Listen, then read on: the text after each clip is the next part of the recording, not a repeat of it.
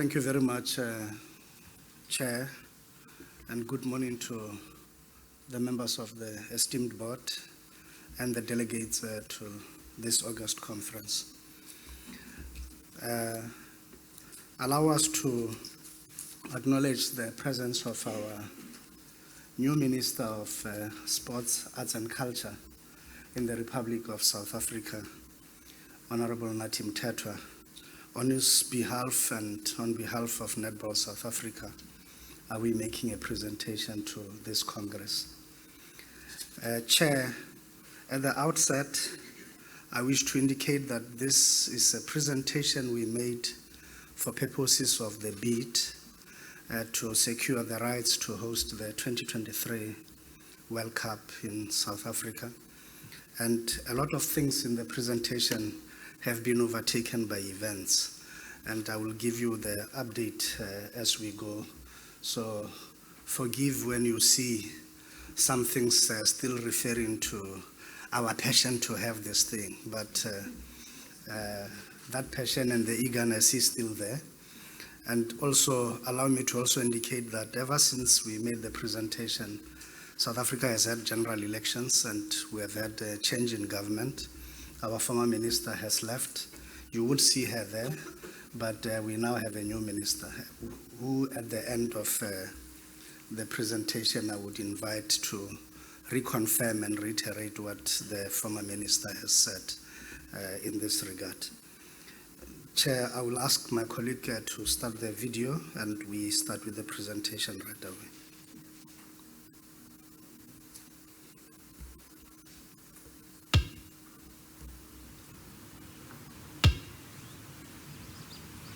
At the foot of Africa lies a spectacular country, rich in culture, natural beauty, diverse and alive with passion, exuberance and excitement. It is also a country with a rich history. In this country, there is a magical game shared by all of its women, from different races, age groups, religions and creed, the beautiful game of netball. You see, the ball is not just a ball, it's a baton handed from one generation to the next.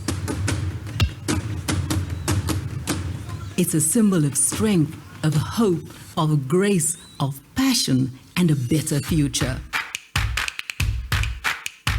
Transcending borders, both physical and political, the game has been played on dusty roads, shiny wooden floors, and uneven tar courts. Played in both torn sneakers and shiny trainers, this game has lit a fire in the hearts of women and girls on the African continent. The game has instilled values, uplifted, empowered, and given hope to millions and continues to do so now and for future generations. Bongiwam Somi was born in Hammersdale Township in Durban, KwaZulu-Natal, to a traditional Zulu family with 8 siblings. Did you know she and her siblings used to carry buckets of water on their heads to fill the tank near the house so they would have enough water for cooking, cleaning, and washing every day? They collected wood so their mother could cook food for them. I'm going to be her one day. She never even played netball before she was 16. She also didn't have training gear, and her coach gave her one of the other girls' old kits. But as a girl, she wasn't allowed to wear pants at home when her dad was still there. So she had to change out of her training shorts before she went home. I'm going to be her one day. She started as a filler player while watching friends play. They were only 13 and needed one more player to play the match, so she joined in. I'm going to be her one day. I can still remember the day when the coach asked me to come back on a Monday. I still tear up when I think about how I was sported. Without netball, I don't know where I would be, because when I see my friends back home, I get scared to think what would have happened to me if I didn't play the sport. So today, I'm asking you, do it for us, do it for these girls, do it for women, do it for Africa, and do it for the future.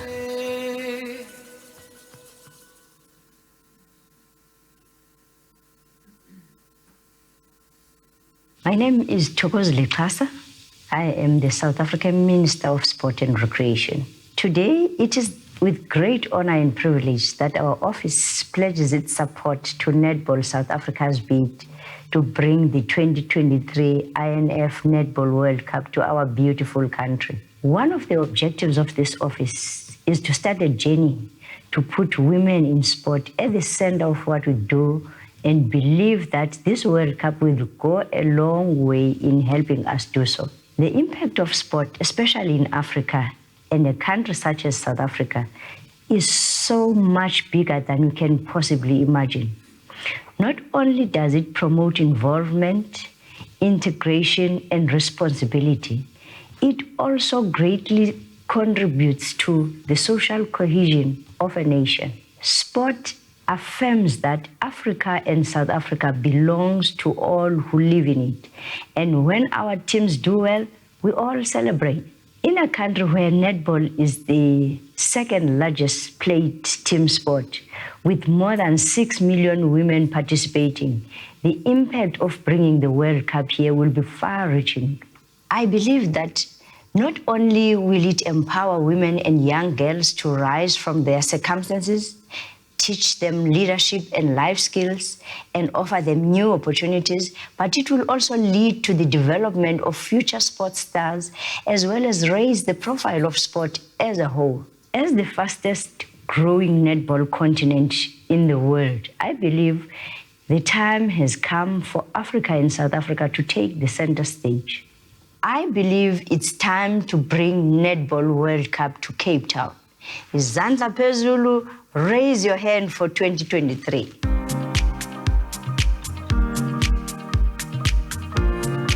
At the southernmost tip of the African continent, you'll find a city so beautiful, so rich in culture and experiences, and so highly rated that it is considered to be one of the best cities in the world to live in.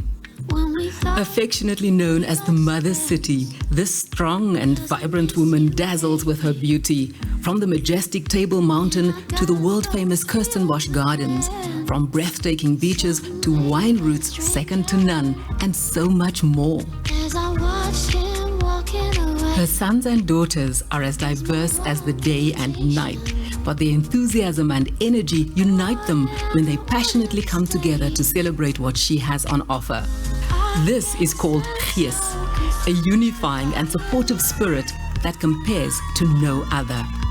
A hostess of note, she has experience in bringing world-class events to life, to the envy of many cities worldwide. One of only 3 countries who have hosted a rugby, cricket, and football World Cup, she is seasoned in welcoming thousands of visitors. By opening her home, heart, resources, and people, she has successfully hosted the HSBC IRB Rugby Sevens, the Cape Town International Jazz Festival, the Cape Town Cycle Tour, the largest timed cycle race in the world, the ABSA Cape Epic, FIA World Rally Cross, 1996 African Cup of Nations, 1999 All-African Games, and the 2014 Champions of African Nations Tournament, hosting more than 18 matches. She is also home to the Cape Town Tens, an event hosting 100 rugby teams, 80 netball teams, 60 beach volleyball teams, 20 dodgeball teams, 14 soccer teams, and 10 hockey teams from South Africa and abroad.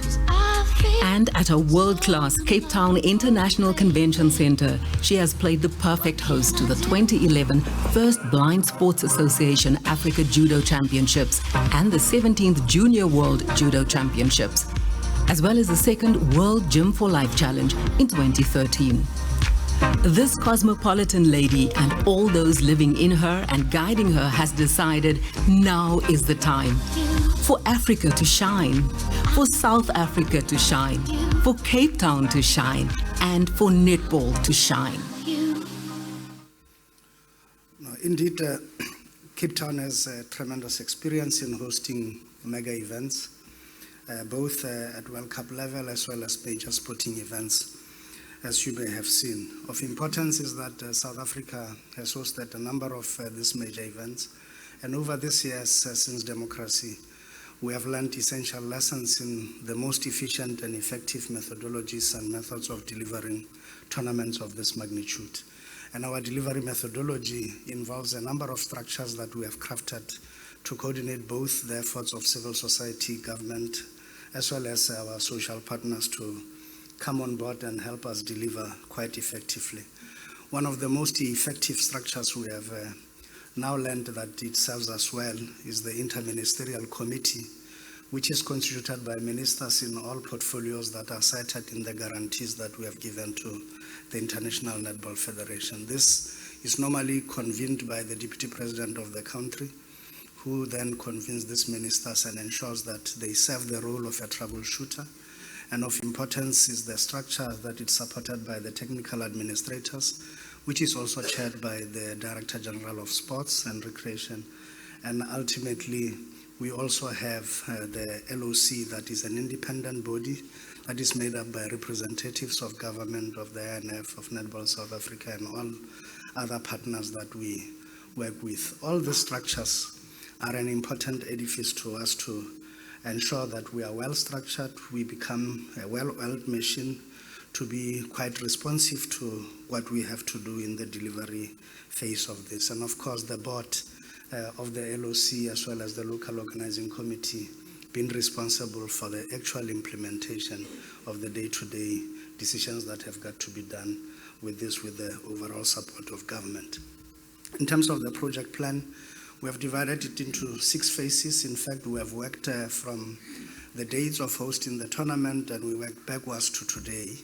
And we said the key milestones must be reached in this regard. In phase 1, we have already signed the agreement with INF, and we will be making the first payment at the end of July, being this month.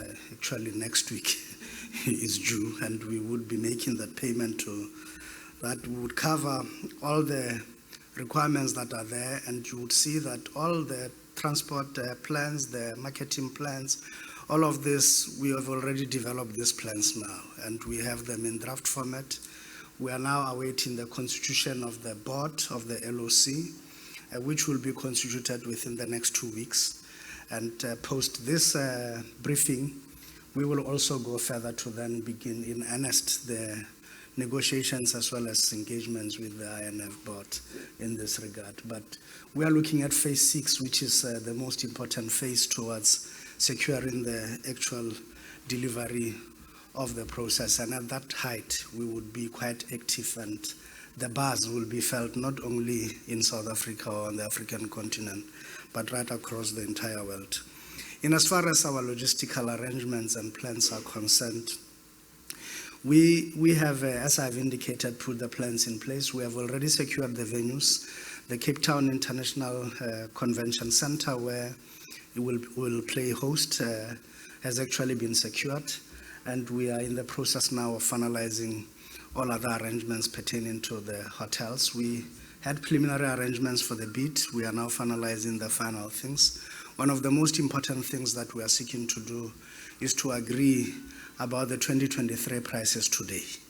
And we will lock those down, and the calculations have begun. We have the price ranges right now, and we think that we have actually scored a major deal for most of the netball playing nations that will qualify for that tournament in 2023. Of importance is the fact that our operational plans as well as the spectator facilities and everything are now being revamped and are now being made ready.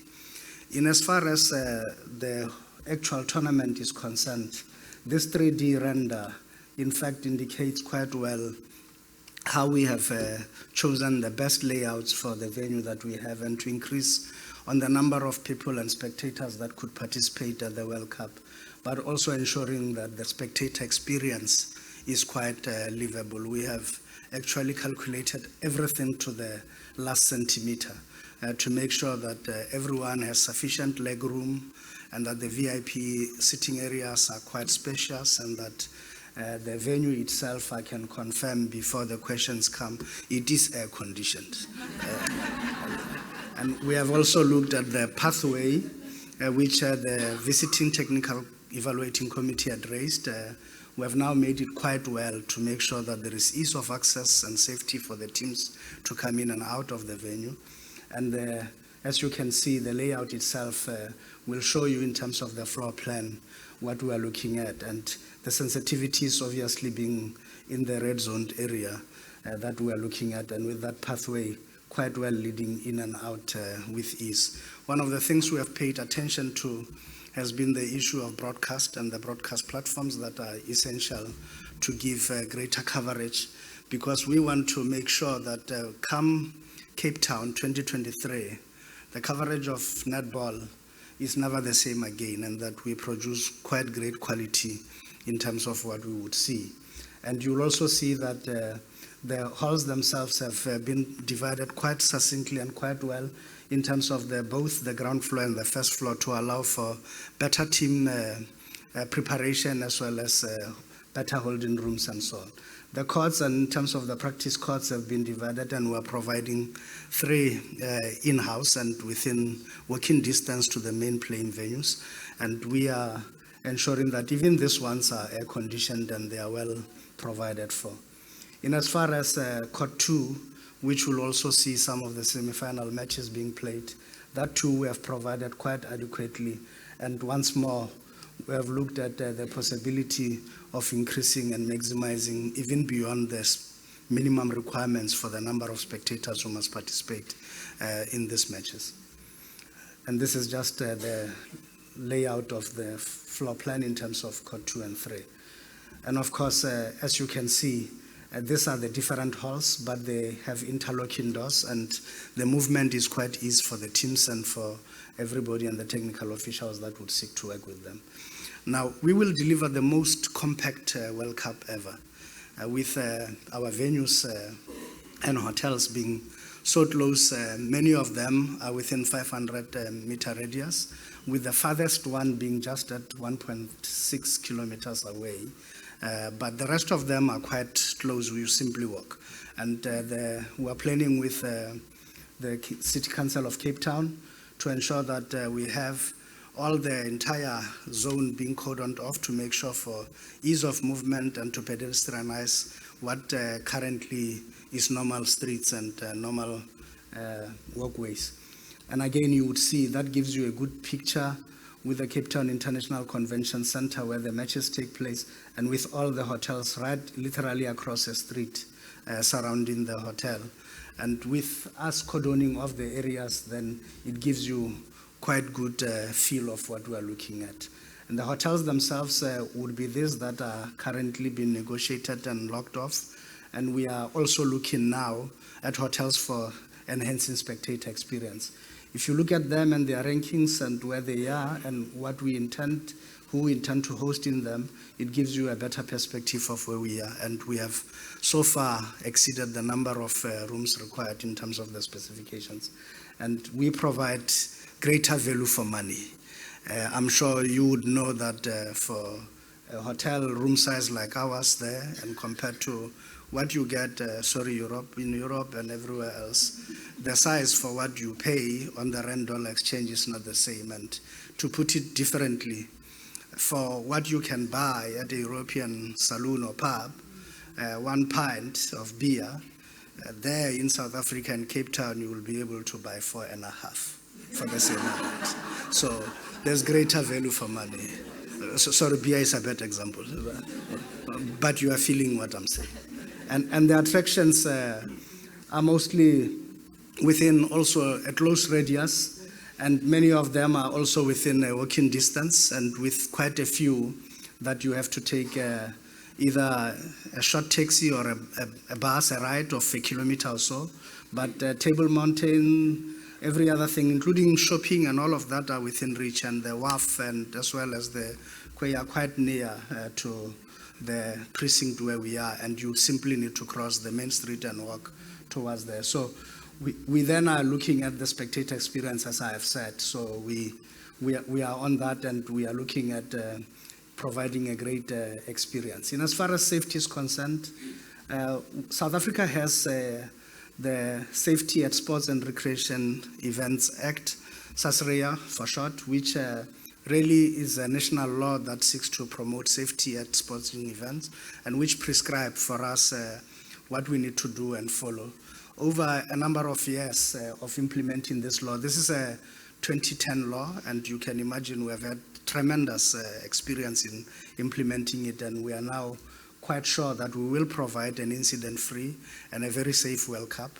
And of importance in this regard is that the whole area and the CBD of Cape Town is now under CCTV camera and is being monitored on a 24-hour basis. And also of importance is that the City Council of Cape Town has begun appointing 400 men on patrol and women on patrol.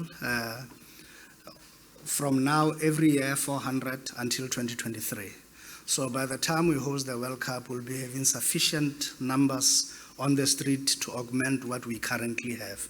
And in addition, the South African Police Services has a dedicated unit that will be working with us during the entire period of the World Cup to make sure that we are quite safe. In addition to this, we will also augment with private security provision to ensure this. Cape Town has a world-class transport system with the My City bus service providing adequate linkages between different hotels and different areas, and there is a dedicated bus stop for this purpose for the World Cup.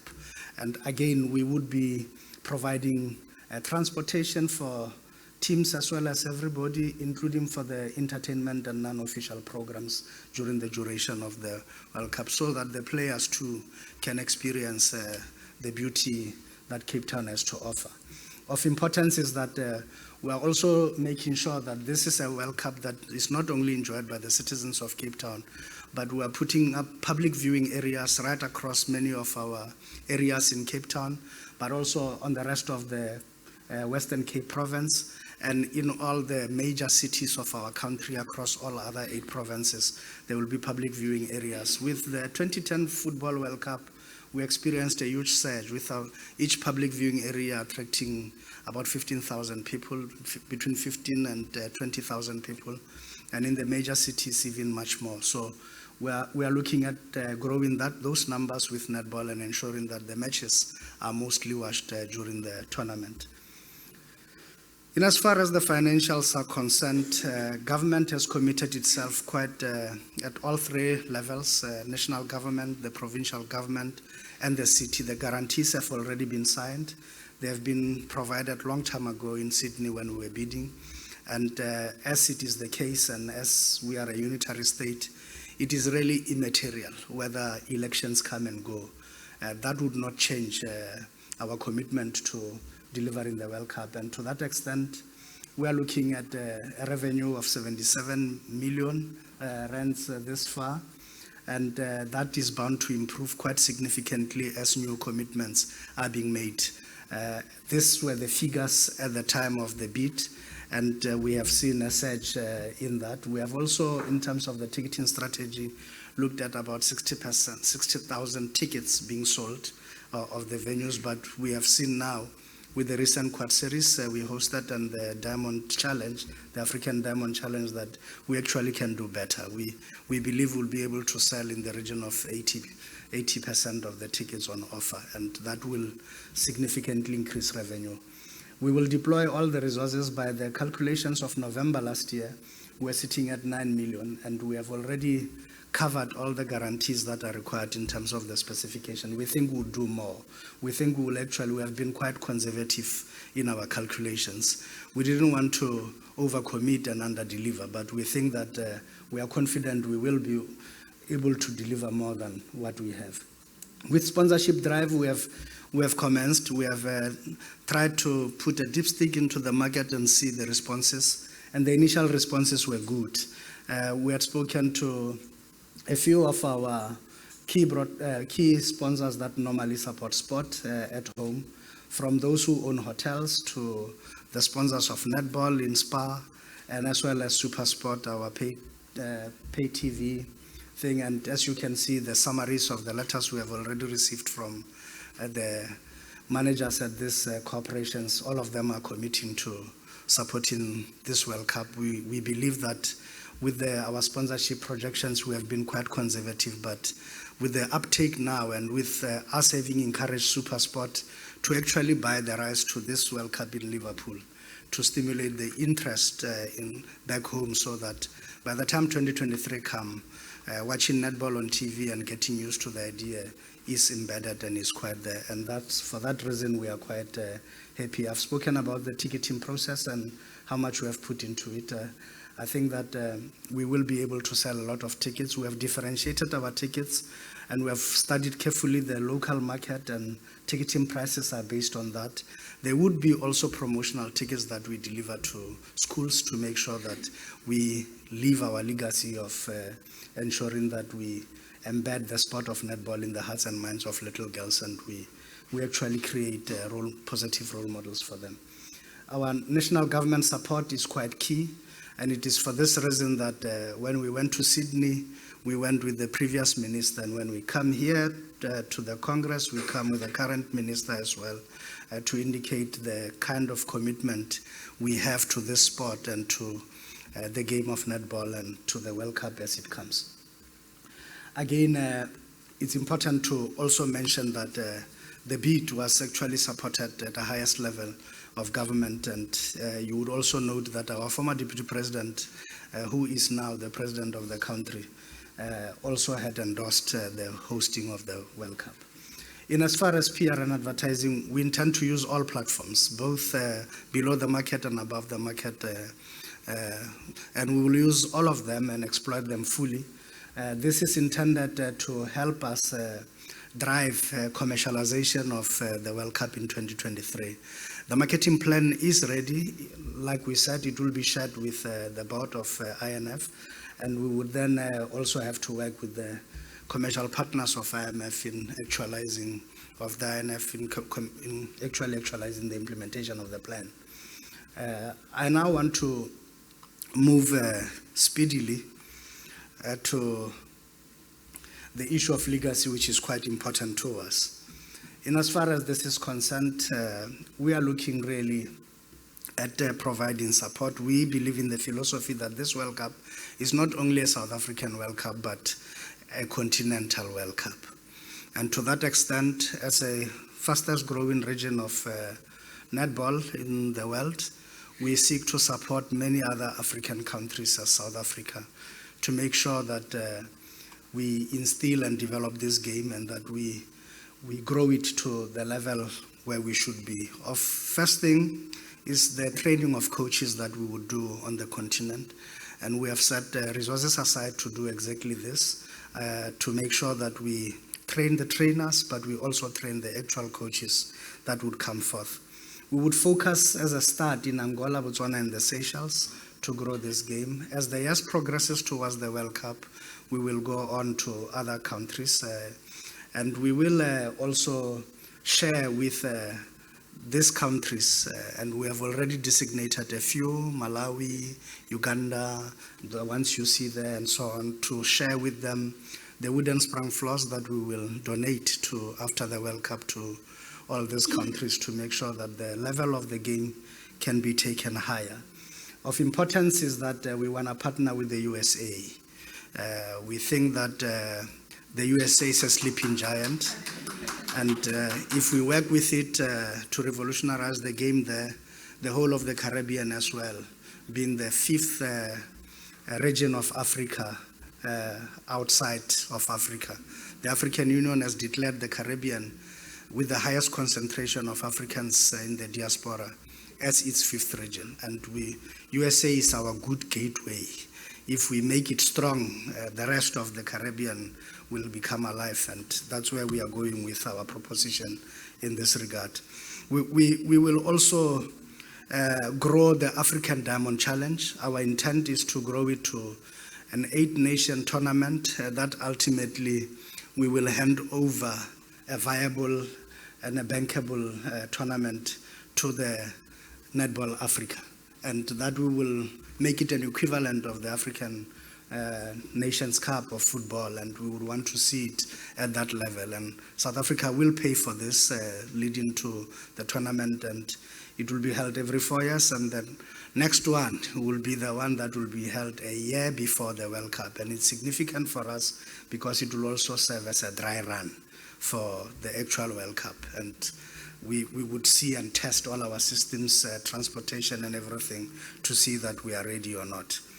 Now, our value proposition really is greater, is that we are not just asking for a favor. No, we believe that we deserve to host the World Cup.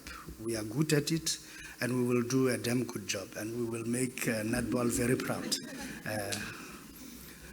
I think that's where I will stop, and after the next video plays, I will invite the Honorable Minister of Sport to say a few words in closing.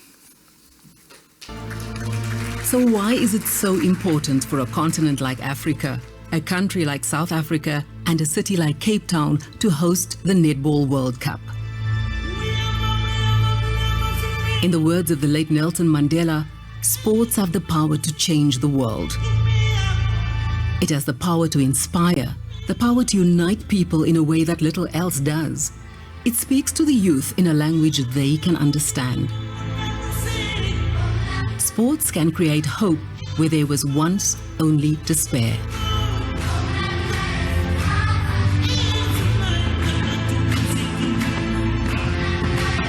So why bring it to us? To bring hope, to teach young girls to be strong, to dream, to become the leaders and role models of tomorrow. By building between 20 and 30 outdoor netball facilities throughout the Western Cape, underprivileged children will benefit and participation in the sport will be grown. And by constructing these courts and piloting projects to empower coaches, administrators and officials, we will help give rise to job opportunities and brighter futures. The World Cup will unlock the potential in Africa, the fastest growing netball continent in the world. Just imagine what it could mean for the future of netball. New talent will be discovered. Girls and young women will rise from circumstances and traditional roles. We will be building dreams and possibilities where previously there existed none, and we will unite communities and countries. By bringing the World Cup to Africa and South Africa for the first time ever, we will be bringing a nation together with a common goal: to passionately support their own. I support the Netball World Cup coming to Cape Town. I'm behind the bid 100%. As a coach, we want to see the Netball World Cup tournament here in Cape Town. I proudly pledge my full support to the 2023 Netball World Cup bid. This is a wonderful event and will not only empower our girls and their counterparts in Africa, but will help build our nation. Choose us. Do it for me. Do it for my future.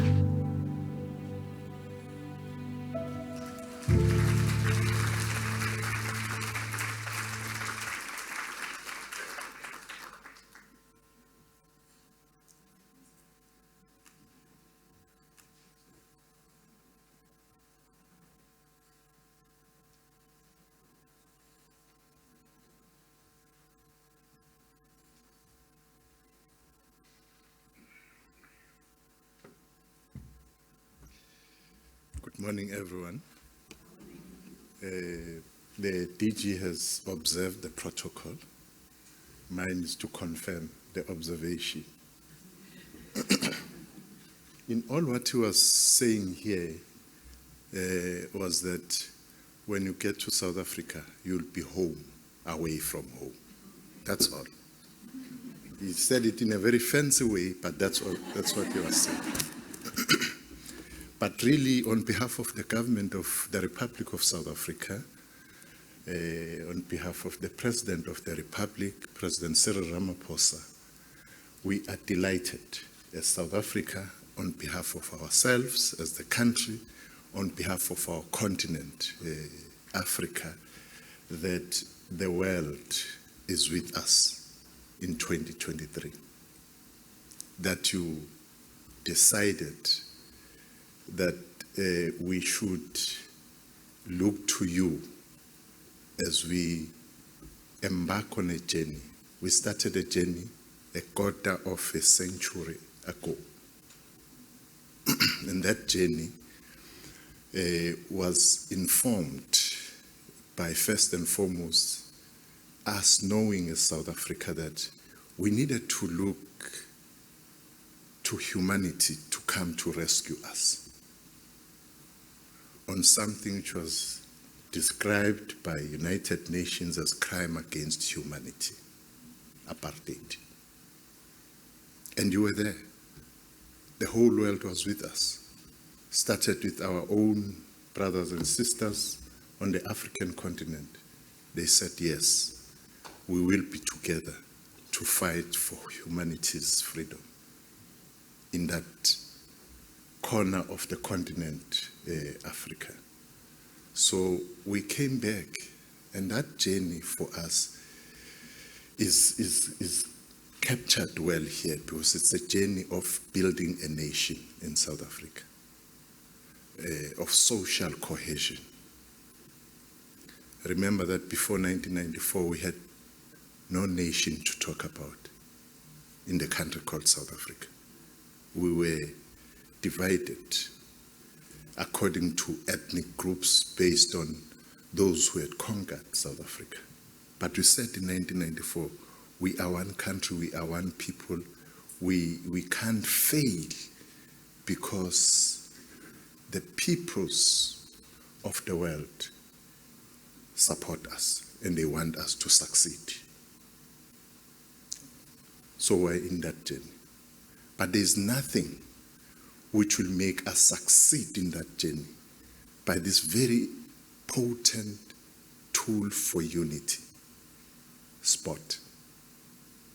And we've chosen sport as the rallying point for everybody in South Africa to come together. And it's working. It's working for us. It's working. Started with the Rugby World Cup in 1995, with the football FIFA World Cup in 2010. The nation which you wanted to see as a nation prospering is coming together. We are seeing what our father, President Nelson Mandela, said, that in South Africa, we are going to be a normal society like all other societies. We are going to be a non-racial country on the African soil. So thank you. Thank you for trusting us, and you won't regret. You won't regret. When you get there to Cape Town, you'll come back with fond memories. Thank you so much.